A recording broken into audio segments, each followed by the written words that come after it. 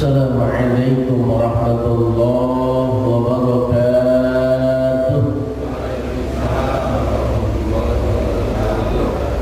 Alhamdulillahilladzi nawwara quluba awliyaihi bil ma'rifati wal iman. Asyhadu an la ilaha illallah wahdahu la syarika lah al-malikul mannan. وأشهد أن سيدنا محمدا عبده ورسوله المبعوث رحمة للأنام. اللهم صل وسلم وبارك وكرم على سيدنا محمد وعلى آله وأصحابه وأتباعه وأمته للعلم والعرفان. أما بعد، قال الله تعالى في كتابه الكريم وهو أصدق القائلين: أعوذ بالله السميع العليم من الشيطان الرجيم وقل ربي أدخلني مدخل صدق وأخرجني مخرج صدق واجعل لي من لدنك سلطانا نصيرا وقل جاء الحق وزهق الباطل إن الباطل كان زهوقا. وقال النبي صلى الله عليه وآله وسلم: أربعة تجري عليهم وجوههم بعد الموت: من مات رابطا في سبيل الله، ومن علم علما أجري له عمله عمل به، ومن تصدق بصدقة فأجرها يجري له ما وجدت، ورجل ترك ولدا صالحا فهو يدعو له. Sadaqallahul aliyyul azim, sadaqa rasuluhun nabiyyul habibul karim, wa nahnu ala dzalika minasyahidin wasyakirin walhamdulillahi rabbil alamin. Yang saya hormati, saya muliakan para asatidz, guru-guru saya yang saya hormati, yang saya muliakan pengurus DKM Masjid Baitul Izzah, yang saya hormati, saya muliakan ayah bunda sekalian, para jamaah salat subuh yang insyaallah semuanya dimuliakan oleh Allah Subhanahu wa taala.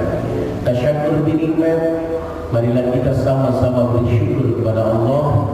Allah berikan kita sehat, Allah berikan kita kuat, Allah berikan kita iman, Allah berikan kita Islam, Allah berikan kita kesempatan sehingga dengan nikmat-nikmat Allah ini subuh kali ini kita sama-sama bisa hadir melaksanakan sholat subuh berjamaah yang kualitasnya luar biasa. Dilanjutkan dengan wiridan yang merupakan ajaran dan perintah dari baginda Nabi. Dilanjutkan dengan pengajian rutin yang merupakan kewajiban selama hayat masih dikandung badan. Mudah-mudahan amal ibadah yang kita lakukan ini semuanya diterima oleh Allah Subhanahu wa taala. Rahmat dan kirim salam semoga Allah curahkan.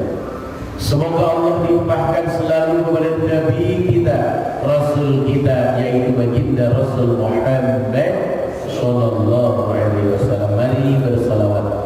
Salamullah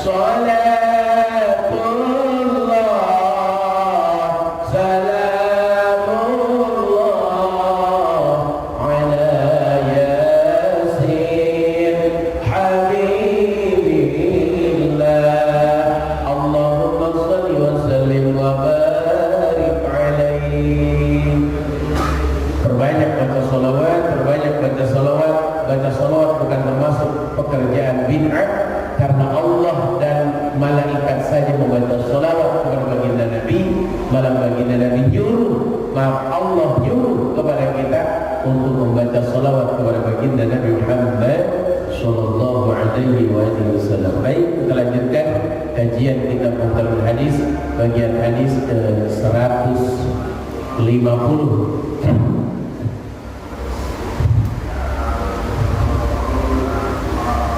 Kata baginda Nabi di halaman 19 hadis ke 150. Arba'atun, ada 4 hal, 4 amal ibadah, ada 4 amal ibadah tajri yang mengalir alaihim kepada mereka ujuruhum, pahalanya mereka ba'dal maut. Ada 4 golongan manusia yang tajri alaihim, yang mengalir kepada mereka ujuruhum, pahalanya ba'dal maut, setelah meninggal dunia. Jadi siapa yang melakukan 4 hal ini, maka orang ini akan tetap mengalir pahalanya walaupun orangnya sudah meninggal dunia. Ini yang disebut dengan amal-amal jariyah yang masih mengalir pahala. Rugi kalau kita nggak punya ini. Karena apa? Ketika kita meninggal dunia, kita tidak butuh makan. Ketika kita sudah di alam barzah, di alam akhirat, tidak butuh minum, tidak butuh apel, tidak butuh jeruk, tidak butuh durian, tidak butuh duit. Tapi yang dibutuhkan bukan transfer itu, tapi butuh aliran-aliran pahala walaupun kita sudah meninggal dunia. Apa itu 4 hal itu? 1, siapakah mereka? Man mata murabitan fi sabilillah. 1, man siapa saja mata yang meninggal dunia murabitan fi sabilillah, sedang berjuang membela agama Allah. 1, orang yang meninggal dunia dalam kondisi jihad fi sabilillah. Zaman dulu baginda Nabi ketika berperang, para sahabat kalau dipanggil berperang siap. Kenapa? Karena di antara orang yang ketika sudah meninggal dunia pengen dihidupkan kembali, di antaranya adalah 1, yaitu orang yang meninggal dunia dalam kondisi syahid. Kenapa orang yang syahid, orang yang meninggal dunia di medan perang pengen hidup lagi? Karena dia pengen berjuang di jalan Allah lagi, pengen syahid lagi. Kenapa? Saking besarnya keutamaan, derajat, tempat di surga bagi orang-orang yang mati syahid. Ada lagi ustaz yang pengen balik lagi ke dunia? Ada. Siapa yang di dunianya belum beramal soleh, di antaranya belum sholat? Laula akhartani ila ajalin qarib fa asaddaqa wa akum minas sholihin. Di Quran itu. Jadi ada orang yang pengen hidup lagi, pengen apa? Fa asaddaqa, pengen sedekah. Kenapa? Karena di akhirat orang yang sedekah begitu dahsyat pahala, begitu dahsyat jadi penolongnya itu sedekah, begitu dahsyat jadi teduh-teduh daripada mahsyar itu sedekah, jadi dahsyat jadi bangunan rumah di dalam surganya Allah. Wa aku minas sholihin, pengen balik lagi karena pengen jadi orang soleh,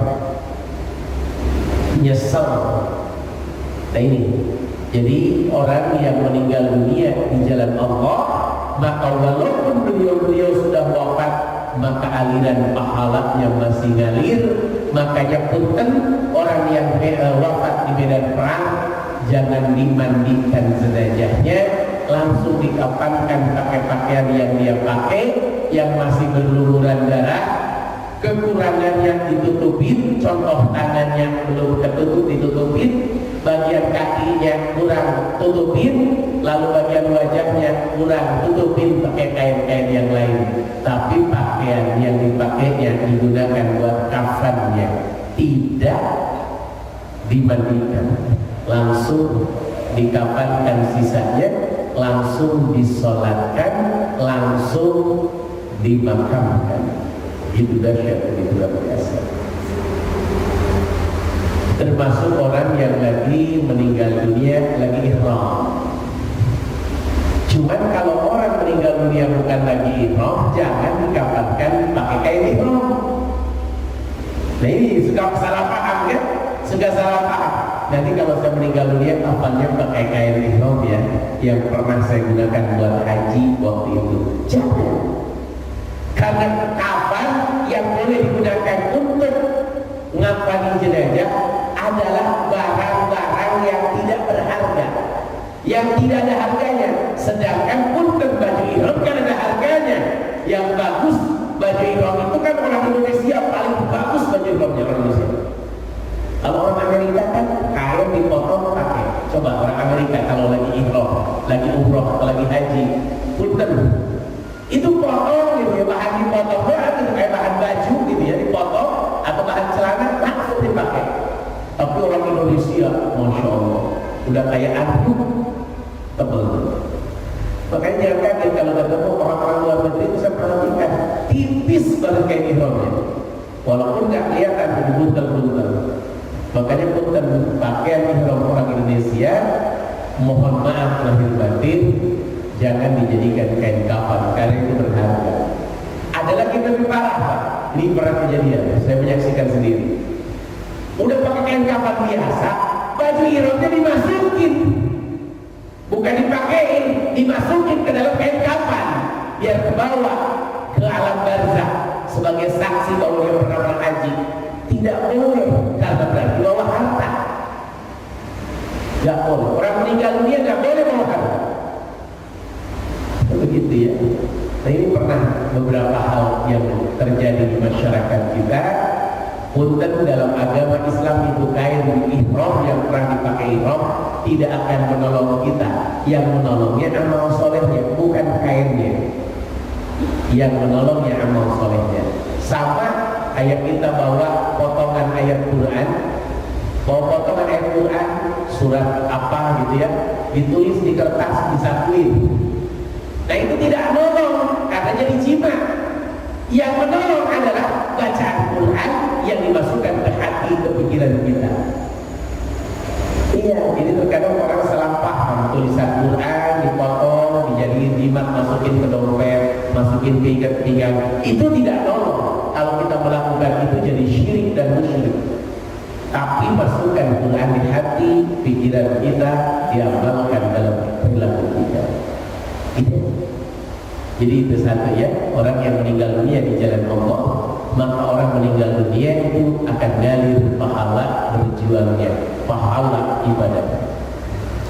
Yang kedua, yang akan ngalir waman allama, waman dan siapa saja allama yang ketika di dunianya mengajarkan ilmu, allama yang mengajarkan ilmu, maka ujriyalah, maka dia dapat pahala amaluhu karena amal mengajarnya, ma'umila bih atas ilmu yang diamalkan sesudahnya. Ustaz Paujan ngajarin Iqra, Ustaz Paujan ngajarin tahsin Quran, Ustaz Paujan ngajarin tata bahasa Arab, lalu diamalkan oleh para jamaah, maka punten walaupun Ustaz Paujan sudah meninggal dunia, maka akan ngalir pahalanya. Tapi hati-hati dalam ngajarin orang. Jangan pernah ngajarin orang kalau ilmu kita belum sampai. Sekarang ini lagi musim saya berkali-kali bertemu, hati-hati Pak. Ada orang Ustaz Karbitan. Ustaz Karbitan itu apa? Dia mengartikan Al-Quran dengan akalnya sendiri. Itu bahaya Pak. Demi Allah itu bahaya. Sekelas Ustaz Ali Hidayat, sekelas Ustaz Abdul Somad, ketika menafsirkan Quran pakai ulama-ulama ahli tafsir, itu bahaya Pak. Demi Allah itu bahaya. Orang orang yang tidak memahami 15 ilmu tidak boleh menafsirkan Quran. Satu, harus hafal Quran 30 juz, harus hafal Quran baru boleh menafsirkan Quran. Ilmu yang kedua yang dia harus punya, harus hafal seluruh hadis Nabi, hadis sahih, hadis dhaif, hadis maudhu, hafal hadis. Yang ketiga, harus hafal ayat nasih dan ayat mansukh, mana ayat yang dihilangkan, mana ayat penggantinya. Tiga. Yang keempat, harus hafal tata bahasa Arab dengan sempurna. Ilmu nahwu harus hafal. Dari mulai jurumiyah sampai alfiyah dia hafal. Harus hafal ilmu sharaf dari mulai yakulu sampai seterusnya. Harus hafal ilmu mantik, kualitas bahasa. Harus hafal ilmu badi', harus hafal ilmu bayan, harus hafal ilmu balaghah, kedalaman Al-Quran, makna yang dalam Quran itu seperti apa. Dan harus paham ilmu tajwid, menguasai ilmu tajwid. Ada orang baru dibacakan wadduha wal laili idza saja, ustaz salah bacanya, berarti ilmu tajwid ada. Jadi punten, hati-hati, 15 ilmu kalau belum punya jangan pernah berani menafsirkan Quran. Kenapa? Kalau berani maka budil, dia akan sesat dan menyesatkan orang lain. Kiai-kiai di pesantren, ulama-ulama di pesantren, mereka tidak pernah menafsirkan Quran, tapi mereka mengajarkan tafsir. Hari ini tafsir Jalalain, besok tafsir Maraghi, besok tafsir Ibnu Katsir, besok tafsir Ahkam. Mereka yang dikaji itu 8 tafsir itu ada kitabnya Pak, santri nyoret. Jadi bukan kiainya yang nafsirin. Tidak pernah selama saya ngaji kiai nafsirin Quran, tapi membacakan kitab ahli tafsir. Ini hati-hati Pak. Pernah kejadian di satu tempat, dia dalam kajiannya menyampaikan bahwa yang namanya Masjidil Aqsa itu ada di Sidratul Muntaha. Kenapa? Karena dia ngambil dari ayat Al-Quran, Subhanalladzi asra bi'abdihi lailan minal masjidil haram ilal masjidil aqsa alladzi barakna haulahu linuriyahu min ayatina. Dia tafsirkan dengan akalnya sendiri. Akhirnya dia keluarkan ke murid-muridnya bahwasanya Masjidil Aqsa itu tidak di bumi, tapi adanya di langit di Sidratul Muntaha. Hancur Pak. Terus Masjidil Aqsa yang di Palestina itu bukan, kata dia. Nah ini bahaya sekali. Gak boleh menafsirkan Quran bira'yi dengan pikirannya sendiri. Kenapa? Syaitan yang akan membisiki nanti. Hati-hati. Jadi belajar ilmu tafsir, kita membacain doang. Bagaimana menurut pendapat ilmu tafsir Maraghi ini 10 jilid tafsir Maraghi tebal. Satu jilidnya 3 juz. Mau pinjam ada rumah, insyaallah saya punya. Mau belajar ilmu tafsir Ibnu Katsir lebih mendalam. Ini yang karena aja tafsir Jalalain. Oke. Santri baru masuk pesantren, tafsir yang digunakan oleh kiai diajarkan tafsir Jalalain. Terendah di pesantren yang dikaji. Jadi punten, mohon maaf saya titip, hati-hati ketemu orang yang mengartikan Quran dengan sehawa nafsunya. Itu hati-hati Pak, hati-hati.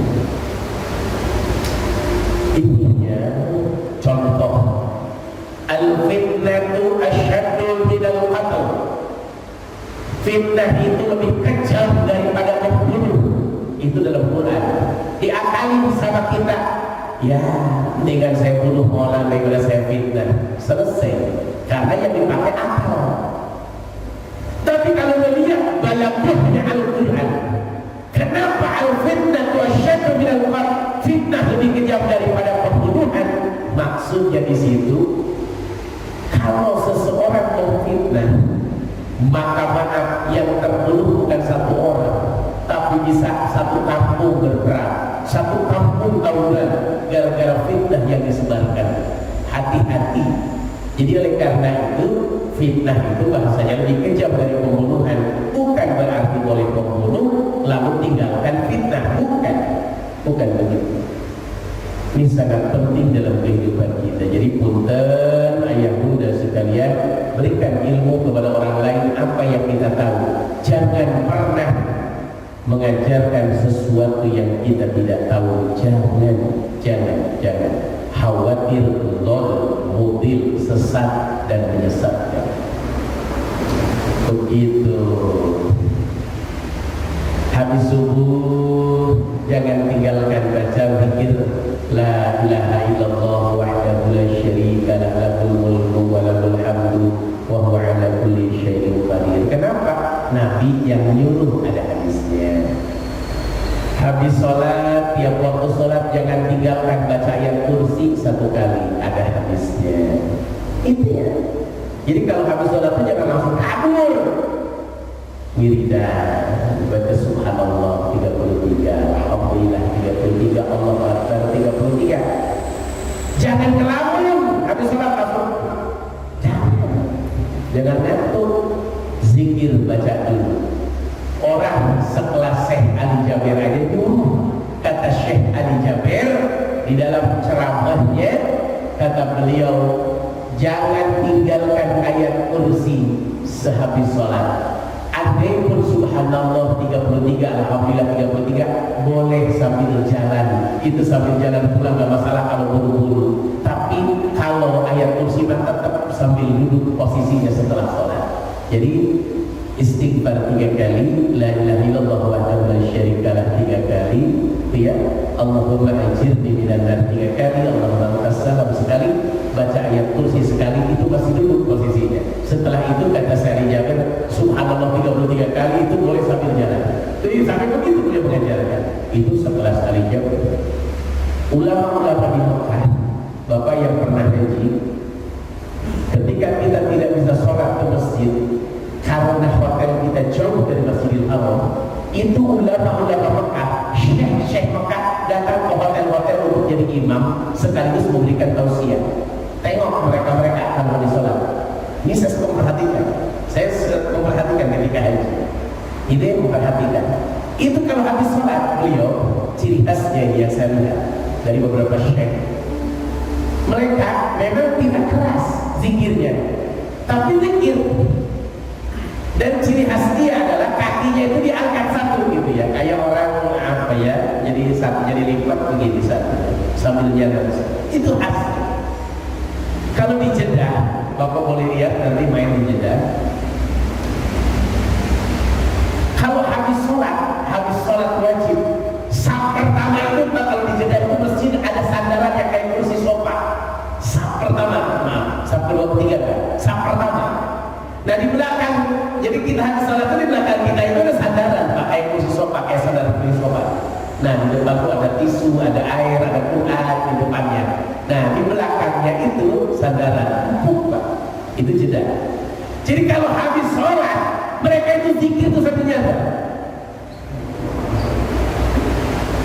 Maaf, kalau ke Mekah jangan hanya ke Masjidil Haram, jangan hanya ke Masjid Nabawi, tengok masjid-masjid kecil yang ada di perkampungan-perkampungan. Betul-betul Pak, saya sering datangi. Kenapa? Saya pengen tahu, punya pengalaman, biar cerita yang enak. Dan maaf, Baitul Izzah udah ngikutin di masjid-masjid yang ada di selain Masjidil Haram, Masjid Nabawi, itu selalu ada kulkas. Jadi selalu ada minuman dingin gitu ya, di dalam kulkas. Jadi kalau kita habis sholat atau mau sholat, minum dulu silakan. Subhanallah, tabarakallah, nikmatnya luar biasa. Cuma nggak ada nasi uduk doang gitu, nggak ada nasi uduk. Allahu Akbar, tabarakallah, nikmat. Jadi kalau orang habis sholat lama-lama di masjid mereka, memang tidak bareng. Dan punten Pak, saya pernah di masjid satu yang di Jeddah, persis depannya itu sekolah diniyah gitu ya, sekolah ibtidaiyah. Saya depan itu ada masjid, saya sholat. Subhanallah, itu runtutan itunya dipasang di sepanduk, runtutan wiridahnya. Jadi runtutan wiridah itu dipasang di sepanduk, ditaruh di depan. Jadi kalau habis sholat itu bacanya ini sesuai dengan yang kita biasa Pak, sesuai yang kita biasa lakukan di sini. Subhanallah. Jadi gitu ya. Begitu juga masjid yang ada di Taisir Pak. Jadi ketika dari Masjidil Haram itu 1 kilo turun ke bawah, itu ada masjid Pak di pojok kayak pinggir jalan itu di samping toko. Itu di situ sama, persis. Saya perhatikan kok sama. Nah jadi begitulah Pak. Jadi punten ayahanda bunda sekalian, kalau kita habis sholat ya wiridan, ya jangan lupa. Ustaz, kan ada ayat Al-Quran, fa'idha qudiyatis sholat fantashiru fil ardh. Beres kalian lakukan sholat, bersebar di muka bumi ini. Betul. Tapi bukan berarti assalamualaikum sampai munafik pergi. Bukan. Artinya kalau habis sholat subuh jangan tidur. Yuk keluar dari rumah setelah wiridan. Kita doanya sudah, sholatnya sudah, zikirnya sudah, tinggal berusahanya keluar. Sampai ada istilah man taraka wirdan bahwa tirdul. Orang yang meninggalkan wiridan dia seakan-akan seperti kera, artinya tidak pernah mau berzikir kepada Allah. Zikir makmu sendiri boleh, bareng boleh. Ustaz bagusan mana? Zikir sendiri dengan bareng. Jelas kalau doa mah bagusan bareng, karena kalau bareng lebih cepat dikabulnya. Kenapa di Masjidil Haram tidak ada zikir berjamaah? Bahaya kalau di Masjidil Haram ada zikir berjamaah. Nanti orang tawaf terganggu. Kenapa di Masjid Nabawi tidak ada zikir berjamaah? Karena habis sholat pasti nyolatin jenazah. Kalau zikir berjamaah dulu nanti terganggu. Makanya di Masjidil Haram sallu 'alal amwat, suruh salat kalian kepada orang-orang yang meninggal. Kalau di Masjid Nabawi sallu 'ala mautakum, salat. Itu. Ya, di Indonesia bareng-bareng. Kenapa? Karena banyak yang belum hafal, biar anak-anak kita pada hafal. Yuk belajar ilmu lalu amalkan kepada orang lain. Dalam hukum agama pilihan kita 4. Jangan jadi orang kelimat. Kata Nabi kun aliman aw muta'alliman aw mustami'an aw muhibban wa la takun khamisan fatahli.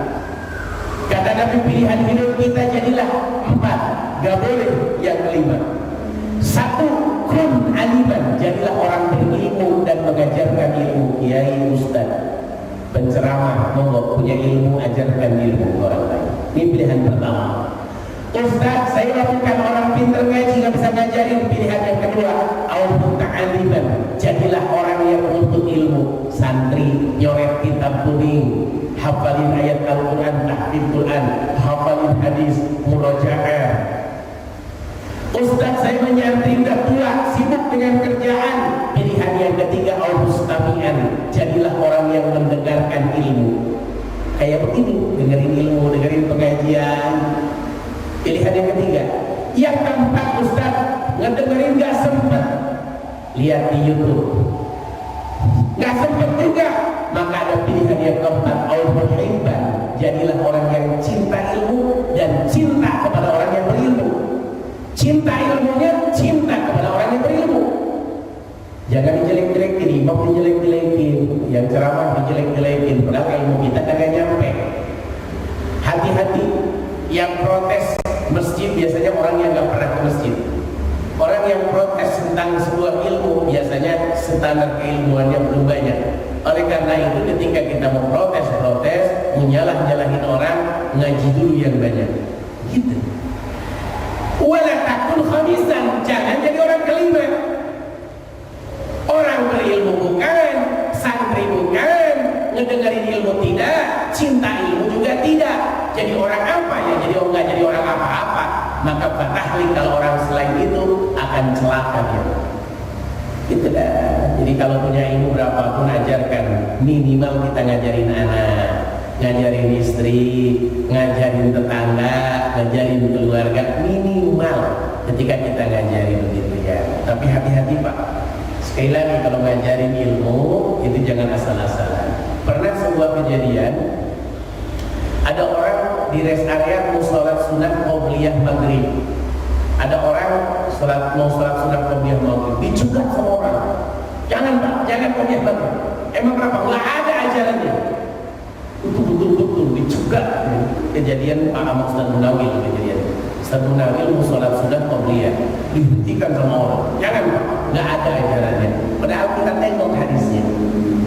Sholat qabliyah maghrib itu ada bagi orang yang mau. Bahasanya, kalau nggak mau nggak usah.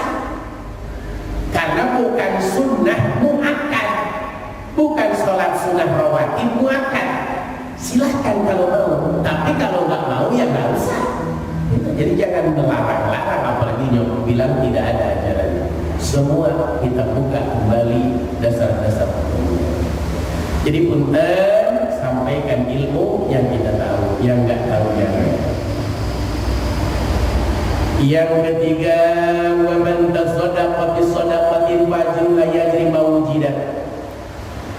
Yang ketiga, orang yang sedekah, wa man tasaddaqa yang sedekah bi shadaqatin, dengan sedekah fajruha maka pahala itu sedekah yajri akan mengalir lahu baginya mawjidat. Itu yang akan ditemukan oleh dia di akhirat. Terus yang dia lakukan. Pernah sedekah menjibatul izah 10 sak semen, pernah sedekah 5 juta, pernah sedekah 1 juta, pernah sedekah 10 juta ke pondok pesantren dan lebih. Terus pernah kita nyumbang jalan, pernah kita bangun jembatan. Terus sedekah jariah yang ngalir pahala. Makanya kalau mesti dibangun jangan marah, seharusnya senang karena kesempatan kita bersedekah itu ada. Yang kedua, kalau DKM banyak kas masjidnya, terus bangun, gunakan itu kas buat pembangunan. Kenapa? Karena orang yang sedekah pengen pahalanya ngalir. Jangan bangga infak sedekah Masjid Al-Muhajirin kondisi saat ini tanggal 29 bulan 1 2021 sebanyak 320 juta. Jangan bangga. Bapak tidak amanah jadi DKM. Kenapa? Itu orang sedekah pengen ngalir pahalanya. Sedekah untuk ibu saya yang sudah meninggal dunia itu pengen nyampe. Kalau nggak dipakai nggak nyampe. Jadi jangan pernah bangga. Jadi harus habis di sedekah. Ustaz, masjid kita udah bagus. Lihat masjid yang sebelah lagi dibangun. Antarkan ke sana. Itu, antarkan ke sana. Uang kas masjid betul, memang tidak boleh dipakai makan minum, tidak boleh dipakai pura-pura, poya-poya. Tapi punten, kalau pengurus DKM rapat ngambil konsumsi rapat buat masjid, ngambil konsumsi buat rapat itu, maka dibolehkan dari uang itu. Yang tidak boleh itu buat murah-murah, memperingati tahun baru 1 Januari masjid mengadain bakar-bakar bersama, diambil dari infak lagi, jangan, itu ya salah, itu ya, gitu ya. Jadi punten, uang kas masjid yang sudah masuk ke masjid itu jadi amal wakaf, jadi digunakanlah buat di masjid itu sendiri. Beli Al-Quran, Al-Qurannya dipakai di masjid itu. Beli sejadah, sejadahnya dipakai di masjid itu. Malah ada ulama yang mengatakan Quran yang ada di masjid itu tidak boleh dipinjam dibawa pulang, tapi hanya untuk dibaca di dalam masjid. Setelah dibaca ditaruh lagi, nggak boleh dipinjam pulang, nggak boleh. Tuh. Jadi sedekah Pak, punten sedekah itu ngalir pahalanya. Jadi saya selalu mengingatkan, mengajak ke diri saya sendiri, mengajak kepada kita semua. Kalau ada musola masjid lagi dibangun, mampirlah ke material walaupun 1 sak semen, hantarkan ke sana. Atau yang punya material tolong sampaikan ke masjid itu. Itu pahala kita, jangan sampai disia-siakan. Kalau ada masjid lagi dibangun, masukin ke kotak amal. Punten, sedekah itu memang berat, tapi yang menerima sedekah lebih berat daripada yang sedekah. Ya, yang menerima sedekah lebih berat daripada yang sedekah. Ada orang pengen sedekah saking cintanya sama sedekah, nyari kotak amal di Masjid Nabawi atau Masjidil Haram nggak ketemu. Nanya ke saya, Pak Ustaz, saya ini udah 4 hari di Madinah. Ini saya ketemu kotak amal masjid, Ustaz. Ini saya dari ujung pintu ujung ke ujung, nggak ketemu. Dari dekat Makla, dekat Bake nggak ketemu. Dari dekat pintu menuju ke makam sama Rasul nggak ada juga, dari depan nggak ada juga. Saya ketawa. Emang mau ngapain? Saya mau sedekah Pak. Terus lagi Jumatan juga kagak ada kotak amal lewat. Beda di Indonesia. Padahal kagak boleh ya, lagi khotib kotak amal lewat itu kan kagak boleh. Ya, karena akan membatalkan sholat Jumat kita. Kalau mengedarin kotak amal itu bukan pas lagi khutbah, bukan, tapi sebelum khutbah, yaitu ketika sambutan. Nggak boleh mainin pasir aja, nggak boleh. Di zaman Rasul kan ada nggak ada keramik, nggak ada granit, tapi langsung pasir. Lagi khutbah mainin pasir, itu rusak jumatannya. Ya kalau lagi Jumatan mah enggak, kalau lagi khutbah bener. Khotib lagi naik mimbar nggak boleh zikir pakai tasbih, apalagi mainin handphone selfie, nggak boleh. Moto khotib jangan. Lagi khutbah mau udah diam duduk. Idza ja'al khatibu ala mimbar, ketika khatib naik ke mimbar, la tatakallam, nggak boleh bicara. Wa may yatakallam faqad lagha, siapa yang ngobrol maka hancur rusak. Wa balagha pada Jumat Allah, siapa yang rusak Jumatnya maka tidak ada Jumat yang diterima oleh Allah. Bicara aja nggak boleh, anak kecil berisik, diam, batal Jumatan kita. Kalau nyuruh diam itu sebelum Jumatan, nanti ketika khotib naik mimbar diam, nggak boleh ngomong apa-apa, nggak boleh nangis, diam. Nanti nangisnya setelah khotibnya selesai jadi imam. Itu kasih tahu. Nggak boleh Pak, dilarang-larang anak kecil yang lagi lari-lari ketika khotib naik mimbar. Diam aja, udah diam.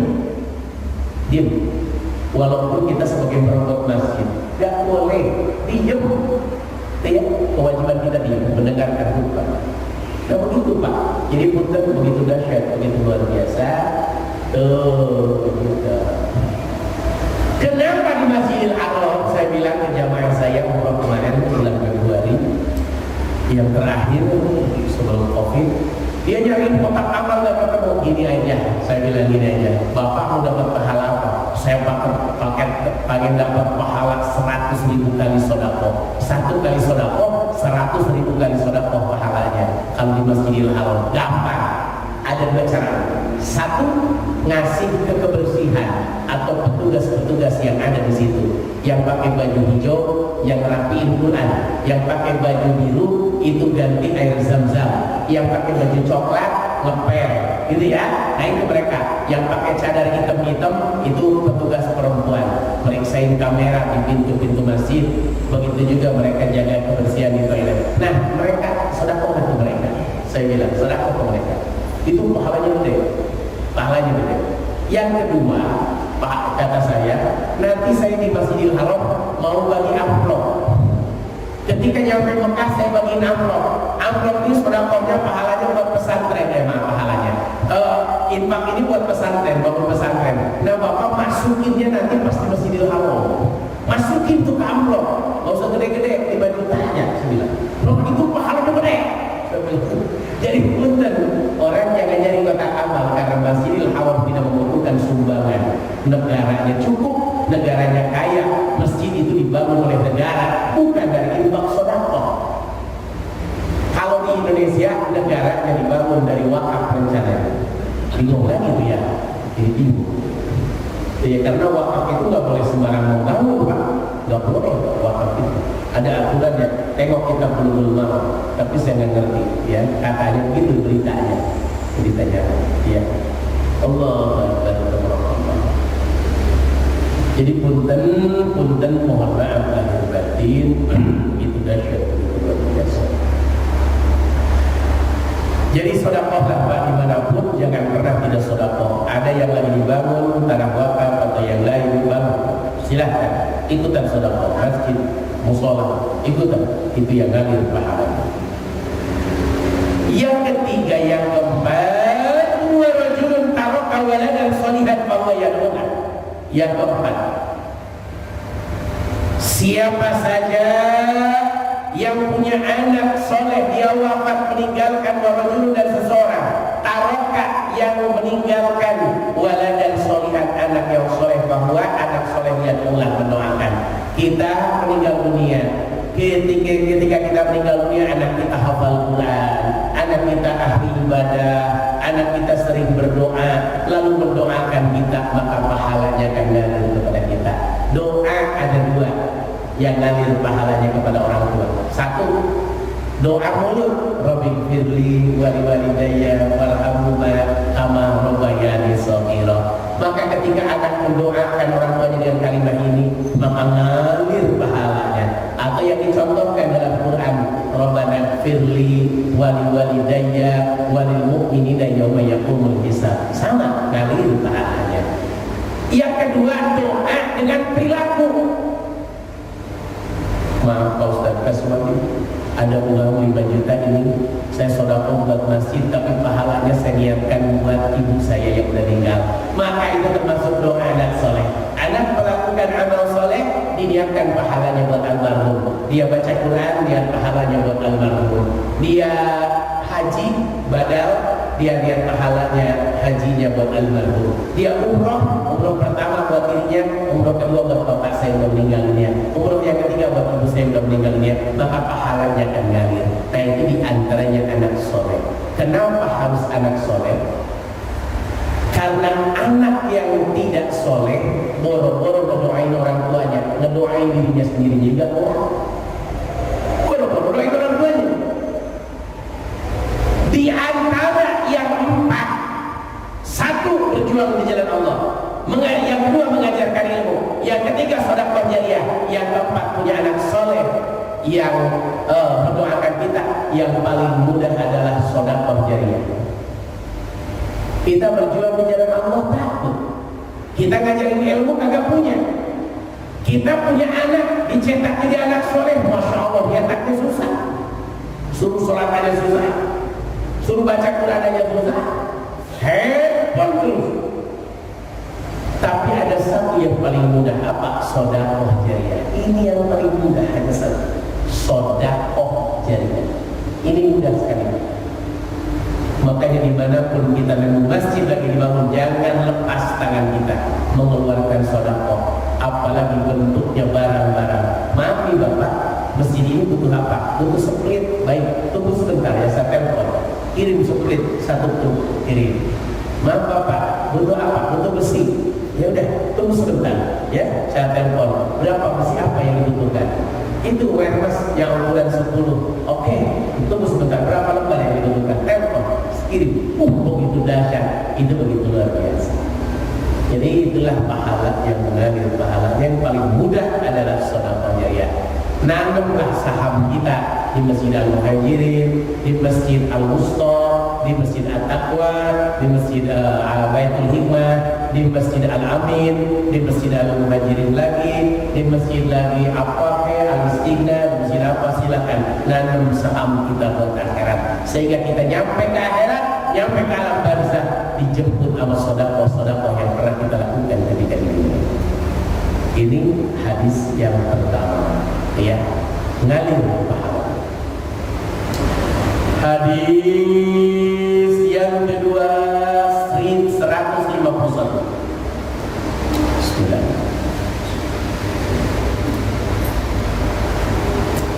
Arba'atun, ada 4 perilaku manusia min kanzil jannah, dari tabungan surga. Dari simpanan surga ada 4 hal perilaku amal soleh manusia termasuk tabungan surga. Siapa yang bisa melakukannya maka kita punya tabungan surga. Apa itu? Yang pertama, ikhfa'us shadaqah, merahasiakan sedekah. Melakukan sedekah tapi rahasia. Kalau bahasa para ulama diambil dari keterangan-keterangan ketika tangan kanan sedekah, tangan kiri pun tidak tahu, saking rahasia. Tengah malam datang ke masjid, nyari kotak amal, masuki. Di mana biasanya ada orang buta miskin didatengin, maaf Pak, ini sedekah. Biar nggak kelihatan bahwa kita yang sedekah oleh orang buta itu. Ketika pengemis lewat mana nih biasanya, komunim lewat mana, taruhlah di situ uang. Mudah-mudahan pas dia lewat diambil sama dia. Itu yang dilakukan oleh para ulama-ulama. Saya tengok di kitab belum mudah sihir. Jadi kalau dilakukan oleh para ulama gitu, Jadi dia cari orang buta kalau sedekah, biar hatinya ikhlas menyembunyikan sedekah. Atau nyari pengemis, di mana pengemis itu akan lewat, atau penghulu itu akan lewat, dia taruh ke situ. Ustaz, bukan uang yang ditaruh, kipas angin bekas, itu sama sedekah. Dia, saya taruh kipas angin bekas dekat tong sampah, niatkan sedekah. Kulkas bekas, mobil bekas, Allah Akbar, niatkan sedekah. Iya. Jadi punten begitu dasnya, sembunyikan sedekah. Sembunyikan sedekah. Ini mah Jumatan sedekah jariah datangnya dari Bapak Sujai yang beralamat di RT 0 sekian, nomor rumah sekian, jumlahnya sekian. Pengen disebutin, kalau nggak disebutin ada yang begini, sedekah jariah dari hamba Allah yang beralamat di jalan ini. Hamba Allah tapi beralamat Noel lagi, Pak, udah hamba Allah itu siapa? Saya tuh Pak. Itu nama masalahnya, kayak itu subhanallah. Itu namanya sedekah. Jadi ada orang sedekah banyak Pak, tapi pengen disanjung. Ada yang sedekah ke masjid, karpet masjid saya sumbang karena saya menyalonkan anggota dewan, pas nggak jadi diambil lagi tuh karpet. Boro-boro rahasia, dosa banyak, udah sedekah diambil lagi. Allah, ini cepat sekali. Ini punten begitu dahsyat, begitu luar biasa. Jadi punten satu, kalau kita sedekah rahasiakan. Tahu-tahu di kamar emak, di pintu orang miskin kita taruh beras 5 kilo, minyak 1 kilo, telur 3 kilo, gula kita taruh amplopnya diselimpit di dalamnya. Subhanallah, taruh di depan orang miskin.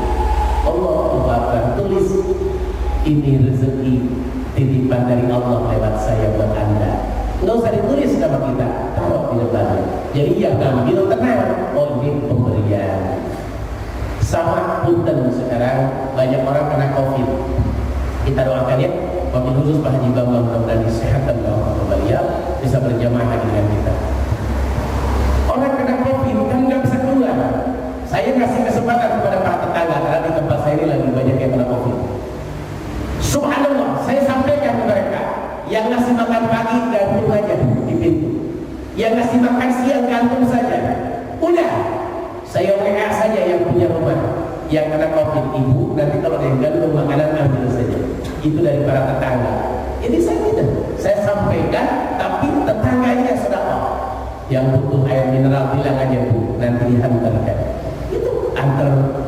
Itulah cara kita sedekah. Kita nggak, mereka yang kena COVID nggak tahu siapa yang antar. Kita gantung saja di baterainya. Begitu dahsyat, gantung obat, gantung habatus sauda, gantung us'al hindi, gantung korma di sini. Begitu dahsyat, begitu dahsyat. Itu namanya ikhfaus sedekah. Samarkan, rahasiakan sedekah. Gitu ya. Atau tahu-tahu kita ngasih ke orang tua, nah, ini koper, ini paspor, ini baju ihram berangkat. Orang tua nggak tahu, kaget, orang tua senang. Itu namanya ikhfaus sedekah. Iya. Yang kedua, termasuk tabungan surga atau simpanan surga, wa kitmanul musibah, menyembunyikan musibah. Kalau ditimpa musibah nggak pernah curhat sama manusia, tapi curhatnya sama Allah. Contoh, ya Allah, saya susah, nggak punya uang sama sekali. Ya Allah, anak sakit. Ya Allah, kehilangan kendaraan. Ya Allah, dipecat. Ya Allah, ya macam-macam lah, segala macam musibah. Diam aja, disembunyikan. Kemiskinan gak pernah dipertontonkan kepada orang lain. Kesulitan, kekurangan harta gak pernah dikeluhkan kepada orang lain. Tapi sekalinya ngeluh, dia ngeluh sama Allah. Ya Allah, ya Allah. Bukan, ya Pak Haji, tolongin saya ya Pak Haji. Bukan, tapi ya Allah, nanti Allah yang mengetuk haji siapa, yang mengetuk bapak siapa, orang kaya siapa. Nah, ini yang disebut dengan orang fakir yang berkualitas, orang miskin yang harus mendapatkan zakat. Itu yang model itu. Yang ketiga, Wasilaturrahim, tabungan surga gede pahalanya adalah sering silaturahim. Silaturahim menghubungkan silaturahim. Dengan orang tua kita pulang kampung silaturahim, dengan adik kakak kita silaturahim. Ingat, silaturahim juga ada kakak, nggak ada adik. Yang gede pahalanya orang yang silaturahim. Tidak harus adik silaturahim ke kakak, tidak. Tidak harus anak silaturahim orang tua, tidak. Tapi silahkan saja, mau orang tua ke anak silahkan, mau kakak ke adik silahkan. Pokoknya orang yang datang untuk silaturahim, maka dia akan mendapatkan tabungan surganya Allah Subhanahu wa Ta'ala. Punten, silaturahim dengan berkunjung beda. Bahasa dalam kitab Akhlaqul Banin, dalam kitab Akhlaqul Banin jilid ketiga apa jilid ke-6 saya lupa karena ada 6 jilid. Ada bahasa dari Nabi, Zurgiban tazdad huban. Kalau kita berkunjung jarang-jarang, maka akan tambah rasa kasih sayang. Niat silaturahim sama tetangga tiap hari bosan gitu kan. Agak jarang lah, sebulan sekali berkunjung. Tuh ya, kita kalau pulang kampung tiap minggu, orang kampung nggak kaget Pak. Orang biasa, tapi coba kita pulang kampung 3 bulan sekali, kamu pulang kan? Ini begitu. Maka akan tambah rasa cinta. Silaturahim jangan diputus terus. Malah ada yang paling besar pahalanya, orang memutuskan silaturahim dengan kita, lalu kita hubungkan silaturahim dengan dia. Orang yang benci sama kita, dendam sama kita, kesel sama kita, nanya aja gak mau, kita datengin rumahnya, bawa makanan, lalu ditanya, mohon maaf Bapak, saya punya salah apa, maafkan ya Pak. Barangkali Bapak kesel banget sama saya, maafkan. Begitu, jangan malah kita jauhin, itu gede pahalanya kalau kita menghubungkan silaturahim kepada orang yang memutuskan. Yuk, silaturahim. Yang keempat, tabungan surga adalah la haula wala quwata illa billah. Berzikir kalimat la haula wala quwata illa billah. Tidak ada daya, tidak ada upaya kecuali atas pertolongan Allah Subhanahu wa Ta'ala. Zikirlah dengan kalimat itu, la haula wala quwata illa billah, la haula wala quwata illa billah, la haula wala quwata illa billah. Jangan tinggalkan zikir itu, apalagi di masa pandemi sekarang. Tidak ada yang menolong kita kecuali Allah. Tidak ada yang menyelamatkan dari COVID, ya, kecuali Allah. Masker itu tidak bisa dijadikan jaminan. Yang bisa dijadikan jaminan surat rumah sama surat tanah, ya, itu bisa dijadikan jaminan. Ya. Jadi mohon maaf lahir batin. Yuk kita baca zikir la haula wala quwata illa billah. Ini perintahnya dari baginda Nabi. Orang zikir kalimat la haula wala quwata illa billah termasuk tabungan surganya Allah Subhanahu wa Ta'ala. Baik, itu yang bisa disampaikan. Sebelum saya tutup, ada yang mau didiskusikan, mohon silakan. Mangga silakan. Assalamualaikum warahmatullahi wabarakatuh.